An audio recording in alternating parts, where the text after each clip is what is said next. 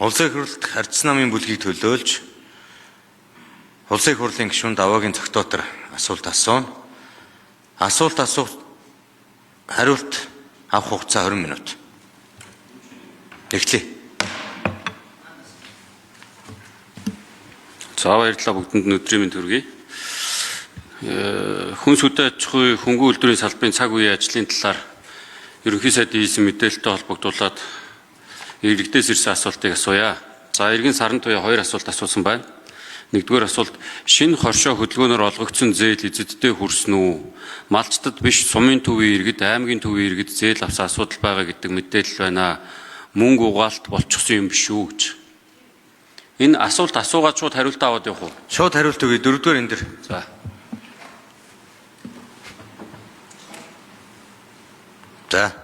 За иргэний асуултанд хариулъя. Эзэддээ хүрсэн үү? Сумын төв, аймгийн төвийн хүмүүс авцсан гэдэг мэдээлэл. Асуултад автахгүй шууд хариул. За. Түрүүн хариулсан яг 2 хон одоо яг үндсэн шаардлага байгаа. Малын А данстай малчин байгаа. Малчин иргэнд өгж байгаа. За мал бүхий иргэнд бол олохгүй байгаа. За тийм учраас одоо шаардлага нь бол маш тодорхой байгаа. За өнгөрсөн жилийн хугацаанд бол нийтдээ 21,330 сумаас ганцхан сумаас бусад 329 суманд бол зээл гарсан байна. Тэгэхээр ингэж өргөн хүрээгээр одоо улс орныг даяар ингэж хамарсан.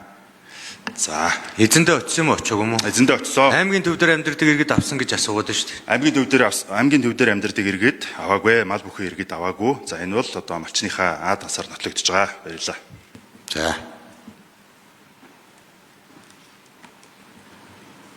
За хоёрдугаар асуулт хөдөө аж ахуйн салбарын бодит үр дүн, үнэн бодит үр дүн төрхөөс үзүүлж буй гэхээр нэрээр татаас хүүгийн дэмжлэг олон улсын зээл тусламжийн хөтөлбөр нэрээр халамжийн бодлого хэрэгжүүлэх болсоор удаж байна. Энэ бодлогоо өөрчилж шинжлэх сан санаачлах байна уу гэж. За инквер сайд хариулт өгье. За энэ хүнсний ёслол цагаан алд шинэ хоршоо атар гэсэн хоорондоо нэгт уялдаа бүхий энэ улсын их хурлаар батлагдсан бодлогыг цаашдаа доктортой хэрэгжүүлэх ёстой. Энэ бол салбарыг босгох ийм урт хугацааны бодлого. Өнөөдөртөө зээлийн хүүгийн дэмжлэг датаас урамшуул мэтэр харагдаж байгаа боловч үүний цаана бол олон мянган ажлын байр, олон тэрбум долларын экспорт, олон тэрбум төгрөгийн импортыг дотоодоо орлдог олон үйлдвэр аж ахуйнууд шинээр бий болж байгаа үр дүнтэй хөтөлбөр гэж үзэж байгаа тул энэ хөтөлбөрийг 2028 он хөл төр доктортой хэрэгжүүлэх ёстой гэж үзэж байгаа. Энд зөвхөн хүнсний хувьсгал гэдэг хөдөлгөөний үр дүнд 37% одоо хүнсний бүтээгдэхүүн нэр төрөл өссөн. Үүн дотор сүүн бүтээгдэхүүний нэр төрөл 58%, ургамлын гаралтай хүнсний бүтээгдэхүүн нэр төрөл 44%, гурилан бүтээгдэхүүн нэр төрөл 43%, махан бүтээгдэхүүн нэр төрөл 12%-аар тус нэмэгдэж хэрэглэгчдэд илүү олон сонголтыг бий болгосон. За газар тарианы салбар гэхэд зөөрийн багтаамж 15%-аар, өтрөвийн багтаамж 7%-аар, тариалангийн талбай 13%-аар, хүлэмжийн талбай 28%-аар тус нэмэгдсэн байна. Энэ хөнгөлтэй зээлийн үр дүнд зээл хамрагц аж ахуйн нэгжүүд ажлын байр 21%-аар, дундаж борлуулалтын орлого 31%-аар, дундаж цэвэр ашиг нь 32%-аар, үндсэн хөрөнгө нь 51%-аар, эргэлтийн хөрөнгө нь 38%-аар, аж ахуйн нэгжүүдийн орлогын албан татвар төлөлт 46%-аар, нийгмийн даатгалын төлөлт 60%-аар тус өссөн гэсэн юм статистик гарч байна. Буюу салбарт хэрэгж байгаа бодлого үр дүнгээ өгж байгаа. Дөнгөж ихний шатанд байна шүү дээ. Зарим нь энэ жилээс сэргэж жил болж байна. Нэг доктортойхон шиг 4 жил явуулаад байна. Бодиттой үр дүн гарна. Итгэлтэй байна. За зохиотоор гишүүн. Дараагийн иргэний асуулт Иргэн Батбаатар 5 асуулт асуусан. Нэгдүгээр асуулт малчтын орлого сүүлийн 4 жилд аймаг бүрээр хэдэн хувиар өссөн талаар мэдээлэл өгнө үү?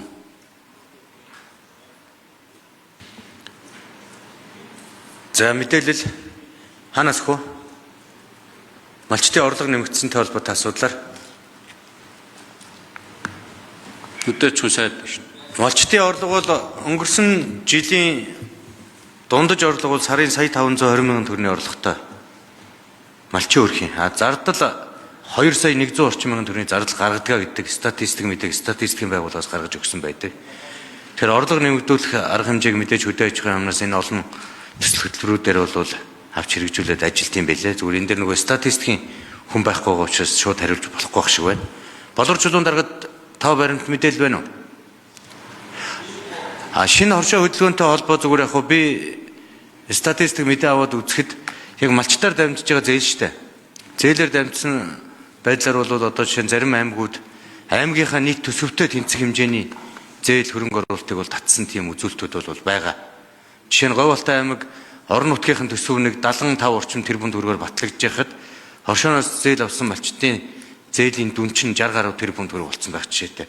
Тэн чинь өөрөө 2-3 жилийн дараа бодиттой үр дүнд гарч орон нутгийн хэмжээнд орон нутгийн нийт бүтээгдэхүүн одоо нэг хүнд оногдох малчтын хувьд бол илүү сайн үзүүлэлтүүд гарнаа гэж ингэж бол явж байгаа.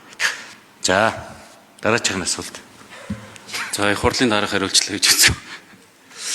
Хоёр дахь асуулт. Бэлчээрийн даац хэтэрсэн гэсэн мөртлөө энэ хүрээнд ямар ч үр дүнтэй ажил хийсэн талаар ямар ч мэдээлэл байхгүй байна. Урай лоозон шиг шинэ хоршоо Атар 4 аян зохион байгуулж байна гэж бичиг нь малчдын дунд тулгамдж байгаа асуудлыг шийдсэн зүйл байхгүй байгаад хариулт өгнө гэж. За inquiry said. Үнэхээр бэлчээрийн даац хэтэрсэн байгаа. Одоо нэг 25 сая толгой хондлогоо шилжүүлснээр даац хэтрээд байна. Иймд энэ сүргийн эргэлтийг төлөвлөхөөр одоо хэрэгжүүлэх нэг том бодлого гарсан. Энэ дээр бол хонин сүргийг 1.7% жил бүр, ямааг 1.9%, адууг 0.8% тус бууруулах хэрэгтэй байна. Харин өхөр сүргийг 0.5%-аар, тэмээг 0.3%-аар тус нэмэгдүүлэх юм шаардлага байгаа. За тэгээд бэлчээр хамгаалттай холбоотой мэдээ жилдээ 650 гаруй саяга бэлчээрийн одоо урмад хамгаалалтаа хийж байгаа. Шавж, өвчин, мэрэгчтэй тэмцэх ажлууд хийгдэг. За нөгөө талаар жил бүр нэг 200 орчим гүн худаг гаргаж байна. Гүн өрөмийн худаг гаргаж бэлчээрийг усчуулж ашиглалтыг сайжруулах юм ажлууд хийгдэж байгаа. Гол нь бэлчээрийг энэ дордлоос хамгаалах гол бодлого бол ерөөсөө махны экспортыг л нэмэгдүүлэх. Энэ бодлогыг л улам бид нар бүх талаар идэвхжүүлж байна.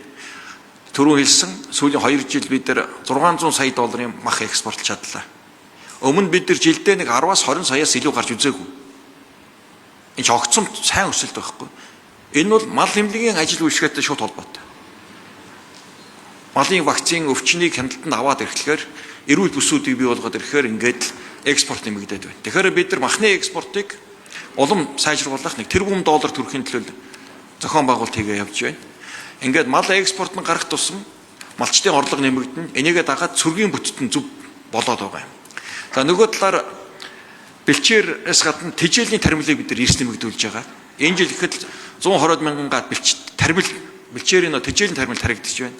Илүү ашиг шимтэй, уургийн агуулмж цайтай тэжээлийг нөөцийг бий болгохоор нөгөө мал сүргээ эрсдлээс хамгаалах. Нөгөө 100 болоод нэг 8-9 саяар нь хорогдуулдаг биш. Тэжээгээд гардаг ийм чадварыг бий болгох, энэ тэжээлийн үйлдвэрүүдийг нэлээд олноор бий болгож байна. Тэжээлийн аж ахуйнуудыг нэлээд дэмжиж байна. За энэ байдлаар хариулъя да. За дараагийн асуулт. За 3 дугаар асуулт. Шинэ хоршоо хөдөлгөөний хүрээнд зээл авсан малчтаас хэдэн эргэлтэнд оруулж ашигтай ажиллаж байгаа талаар судалгаа мэдээлэл байхгүй байна. Энэ талаар тооцоо судалгаатай хариулт өгнө үү гэж. За жаргал 4 дугаар энэ дэр.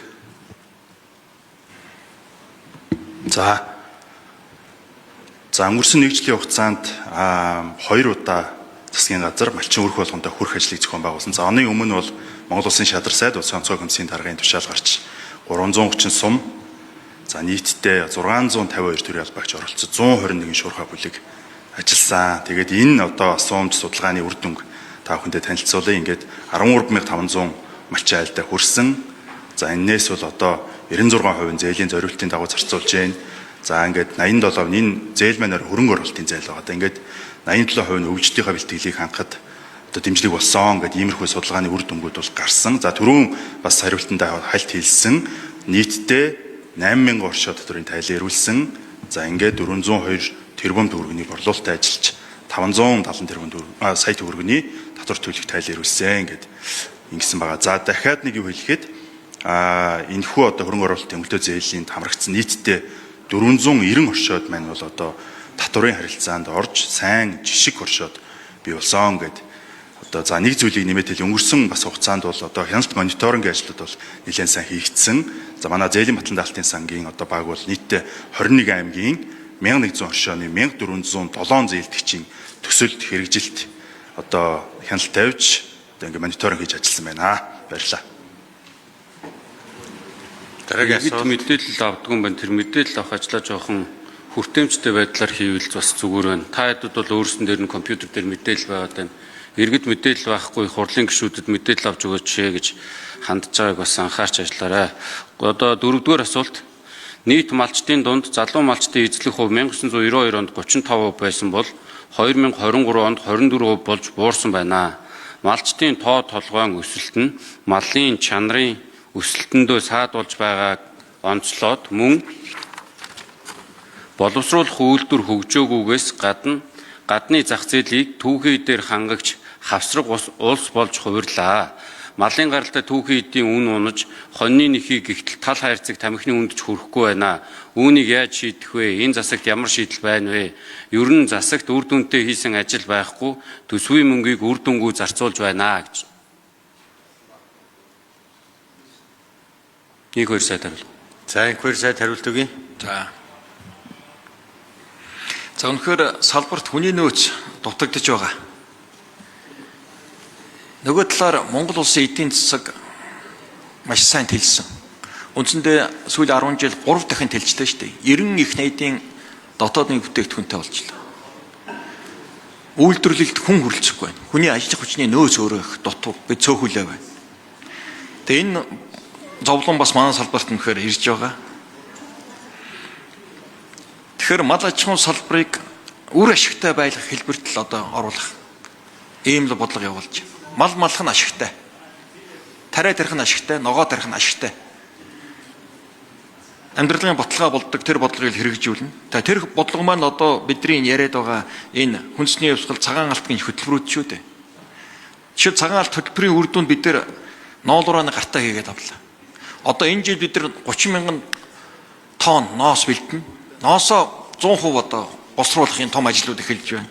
Хевсний үйлдвэрүүд, энэ ноосон эдлийн үйлдвэрүүдийн хөрөнгө оруулалтууд, технологийн шинжилгүүд сайн явагдаж байна. Зөвхөн хевсэн дээр ихэд 200 мянган метр квадрат ийм сүлжих хүчин чадал нэмэгдэж байгаа. Эрдэнэ твс, Улаанбаатар хевсүүд машины технологийн шинжилгүүд хийгдэж байна.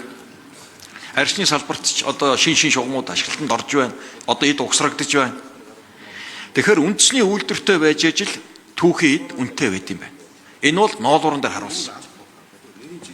Тийм болохоор үйлдвэрийн бодлогоо л байнга дэмжих нь чухал. Ийм учраас цагаан алт хөтөлбөр гарсан.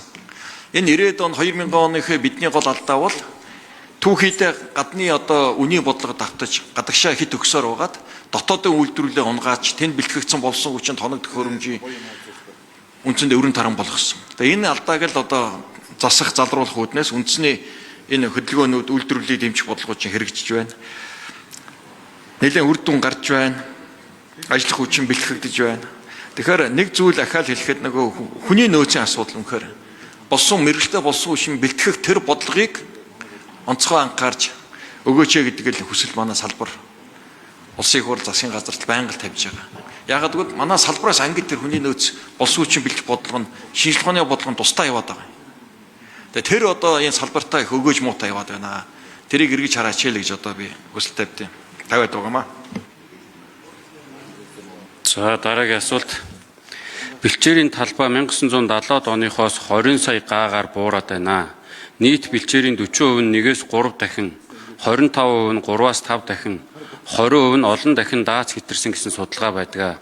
Нийт бэлчээрийн 78% хөрсний илэгдэлд өртөж, цөлжилт эрчимжиж байна. Энэ хүрээнд хийсэн ажил засгийн газарт байхгүй байна.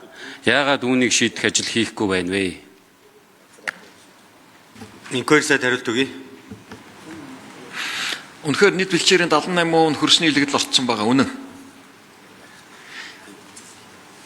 Бид нийт одоо Монгол улсынхаа нутаг дэвсгэрийн 1% хүрэхгүй хувьд л газар тариалан эрхэлж, бусад 99% нь бол мал аж ахуйн эрхэлж байгаа. Энэ түрүүн хэлсэн 25 сая толгоогоор малын даац гитэрчээд байгаа. Тэгэхээр нэг ургамлын ургах, нөхөн төлжих тэр чадах нэлээд энэ малын тоо толботой хязгаарлагдаад байгаа. Тэгэхээр энийг бид нар экспортын маягаар, орлого олох маягаар энэ малын тоог нэлээд зохистой буулгая. Нөгөө талаас үр ашигтай малын тоог нэмье. Нэг малаас авах ашиг шимээ сайжруулъя. Ноолрын гарц, ноосны гарц, махны гарцыг, сүүний гарцыг нэмжээж. Жишээл одоо манай дээр ихэд нэг 70 орчим мянган сүүний үнэ сайлн ашиглагддаг. За энийг одоо үйлдвэрлэх байдлын сайжруулснаар 25 мянган үйлдвэрлэх үнэгээр солиход л энэ тоо толгойг зохистой хэмжээнд бууруулж нөгөө талдаа бүтээмжийг нэмэх ийм болцоо байгаа. Энэ чиглэлээр яамнаас хийж байгаа ийм тооноос чанар шилжих, нэг малаас авах ашиг шимийг нэмэгдүүлэх ийм ажлуудыг хийж байна. За нөгөө талаас глобал энэ цаг уурын өөрчлөлт Төв Азийн дэх шөндөрлөгт өндөр төрөгцсөн Монгол улсын хувьд бас нэлээд байгаль цаг уурын нөлөөлөх өндөр гараад дулаар нэмэгдээд, ганцуудын давтамж нэмэгдээд ингээд уламжлалт мал аж ахуйг одоо доктортой хөгжүүлэхэд жоохон эрсдлүүд учирч байгаа. За энийг хамгаалах гол арга бол газар тариалан гэрчмтэй хөгжүүлэх, тэжээлийн таримлыг нэмэх, тэр тэжээлийн нөөц баазыг өргөтгөх, тэгжээж энэ байгаль цаг уурын бэрхшээлийг нүүдлийн мал аж ахуйг даван туулахад газар тариалангаа холбож, тусалж, хамтарч ажиллах юм зайлшгүй шаардлага байгаа. Энэ чиглэлээр бодлогын үйл ажиллагаанууд хийгдэж явж байна. За дараагийн иргэний асуулт. Улаанбаатар хотын хүнс махны эрүүл ахуйг сайжруулах тал дээр ямар шийдэлтэй байгааг инк 2 сайдаас асууж өгөөч гэж.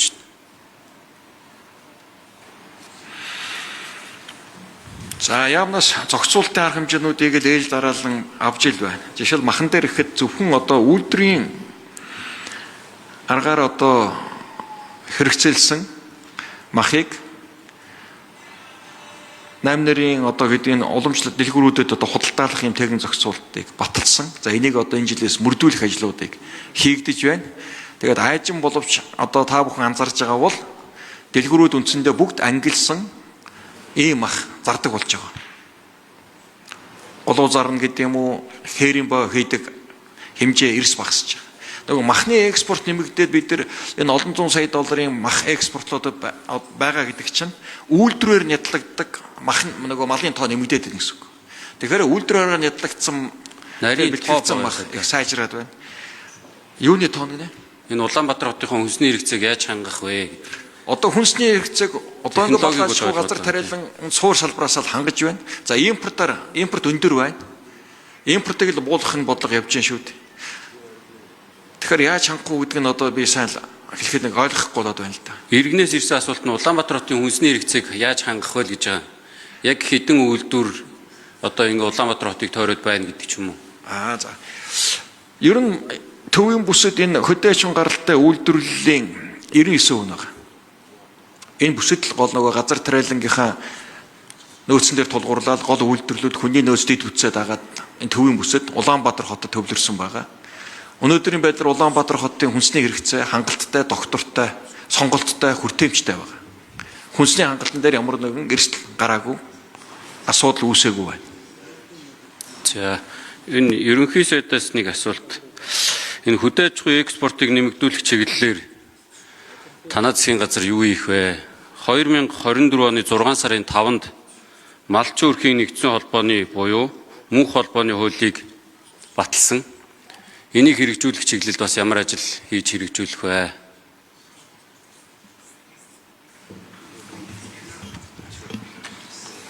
За даваагийн зохицуулалт гишүүний асуултанд хариулъя. За нэгдүгээр гадаад зах зээлийг нээж өргөх шаардлагатай. Гадагшаа мал махны экспорт, хөдөө аж ахуйн бүтээгдэхүүний экспорт нээхийн тулд малыг эрүүлжүүлэх бодлого тууштай хэрэгжиж дэлхийн мал амтны эрүүл мэндийн байгууллага болон олон улсын стандартаар сүүлийн 2 жилд бас өвчлөлс буурсан гараагүй вакцинжуулалтын чанар сайжирсан. Энэ малаа эрүүлжүүлэх бодлогыг тууштай хэрэгжүүлж махны экспорт нэмэгдэн. За энэ дотроо бол бид дээр дурдсан Евразисын гишүүн 5 орны зах зээл бол 12 тэрбум долларын мал мах арьс шир ноос ноолорон бүтээгдэхүүн импортоор авдаг гэсэн ийм зах зээлийн боломж байна гэж үзэж байгаа. Энд өрсөлдөхэд бид 20% нэмэгдэхэд 2.4 тэрбум долларын шин зах зээл гадаадад нэгдэж байна. Хамгийн гол нь дотооддоо бид үйлдвэрлэлийн хүчин чадал олон улсын стандарт техникийн зохицуултыг хангах чадвартай эрүүл мал та энэ үйлдвэрлэлийн чадвараа сайжруулах ёстой. Ингэж чадвал бид малчтын орлогч нэмэгдэнэ, үйлдвэрлэлүүдийн хүчин чадалч сайжирна.